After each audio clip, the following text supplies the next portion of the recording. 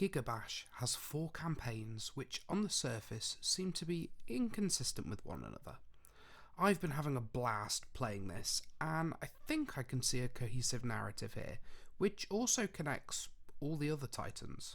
Deep underground is the Giga core, an anomaly that generates a powerful radioactive energy named Giga energy that leaks up to the surface of the planet, twisting life into giant titans with the power to level a city. Giga energy is powerful, so powerful that if it doesn't move for too long, it can cause a sinkhole. Luckily, its energy fluctuates across the world, meaning most locations of the energy changes frequently. Yeti's migration patterns are determined by the radiation, as it's their main source of food. At the centre of the Giga core, the concentration of energy is so dense that the stones themselves have warped into a titan named Zyva, who is fiercely territorial of his home.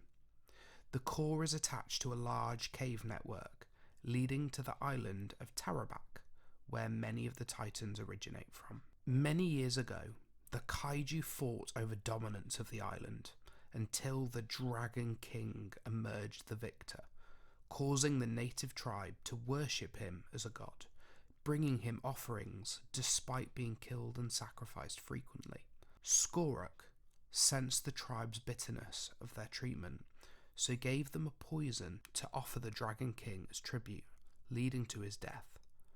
Sorak took the Dragon King's skull as a prize, placing it on his back. With the Dragon King dethroned, a power vacuum opened, and Sorak was soon challenged by Rohanna and Rawa. This stalemate caused the tribe to splinter, each believing a different titan to be the one true god.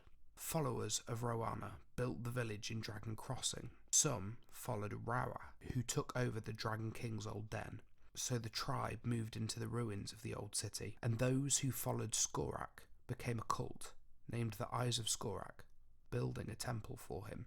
As the island of R.O.J.A.K sits in isolation, the rest of the world evolves. Because of the constant threat the Kaijus pose, the Global Titan Defense Initiative, or GTDI, is founded to protect humanity. One such threat was an alien crashing into the planet, who they named Pipijuras. They capture the alien and its ship and attach a mind-controlling device to it. They take the ship apart, using the alien tech to advance their own technology, building an anti-Titan machine they named Mecha Pipijuras, an anti-Titan shield, and also selling parts to a tech company, R.O.J.A.K. R.O.J.A.K is the world's biggest tech and research company. The founder of the company is Dr. R.O.J.A.K, a genius who discovered the Giga core and a way to turn Giga energy into clean electricity. At one stage, a team of R.O.J.A.K tech workers travelled into the core itself, one of them being exposed to the radiation and becoming Gigaman, who serves as the planet's superhero for a number of years. At one stage, he retires, so Dr. R.O.J.A.K starts to build Thundatross, a robot running from the world's first Giga energy reactor. He understands that in the wrong hands it could cause great harm, so he codes it so it will only react to his genetic bloodline, and it's here where the game's plotline starts. While Thundatross's story is the last to unlock in game, chronologically it's at the beginning. The robot is just complete, yet unpainted, and a rogue tyrant attacks the city. The damage crushes Dr. R.O.J.A.K's legs, disabling him.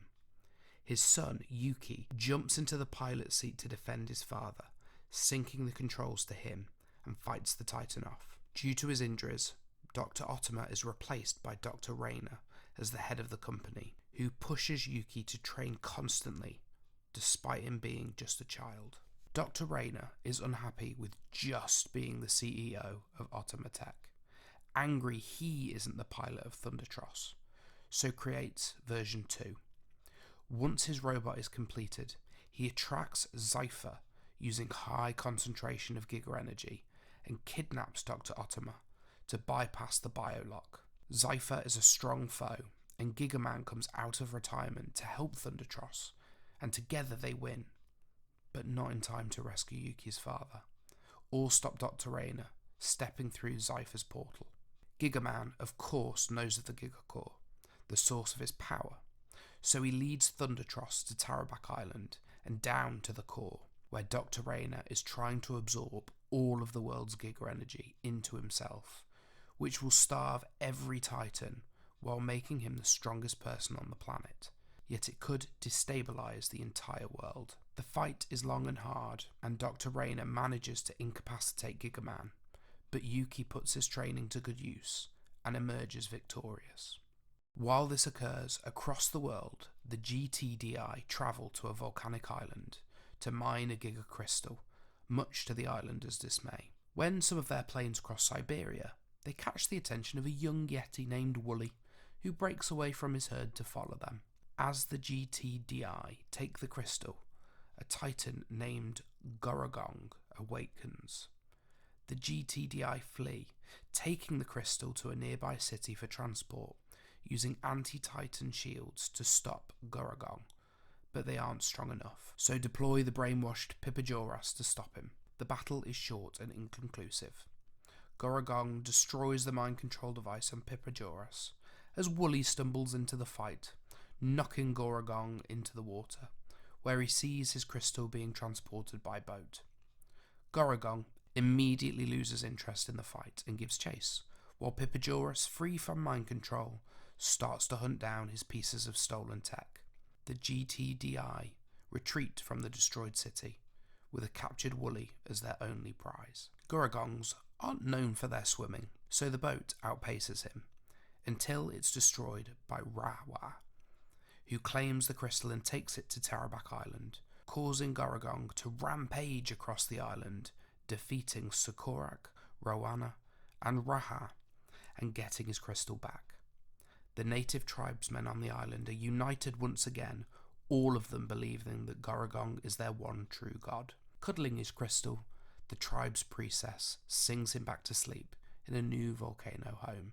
Wooly manages to escape, helping a subspecies of Yeti escape alongside him, who in turn help him return to his family in Siberia. He arrives just in time to see Zyva climbing up out of the Giga energy sinkhole.